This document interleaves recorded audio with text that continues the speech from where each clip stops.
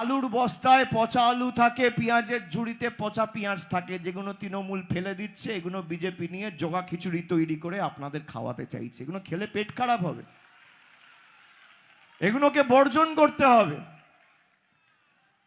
দীর্ঘ 15 বছর আমাদের রাজ্য সরকার ক্ষমতায়, আপনারা দেখেছেন তৃণমূল কংগ্রেসের এবার যারা কাজ করার সুযোগ পেয়েছে, বিশেষ করে 2023-এর নবজোয়ার থেকে শুরু করে আমরা এমন লোকেদের প্রার্থী করেছি যারা মানুষের জন্য সর্বদা নিবেদিত প্রাণ, যারা জেতার পর 365 দিন 12 মাস 24 ঘন্টা একদম নতজানু হয়ে মানুষের কাজে নিজেদেরকে আত্মনিয়োগ করবে, এ প্রান্ত থেকে ও প্রান্ত দৌড়ে বেড়াবে, দুপুর হোক, বেলা হোক, বিকেল হোক, সন্ধে হোক, রাত হোক, মানুষের বিপদে আপদে মানুষের সর্বক্ষণের কর্মী হয়ে দাঁড়াবে।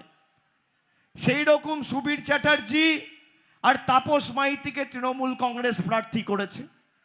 এসআইআর এর সময় যাদের নেতৃত্বে একাধিক অঞ্চলে ভোট রক্ষা শিবির থেকে হিয়ারিং ভেন্যুর বাইরে ক্যাম্প করে মানুষকে সাহায্য সহযোগিতার হাত বাড়িয়ে দিয়েছে, তাদের তৃণমূল কংগ্রেস দাঁড় করিয়েছে।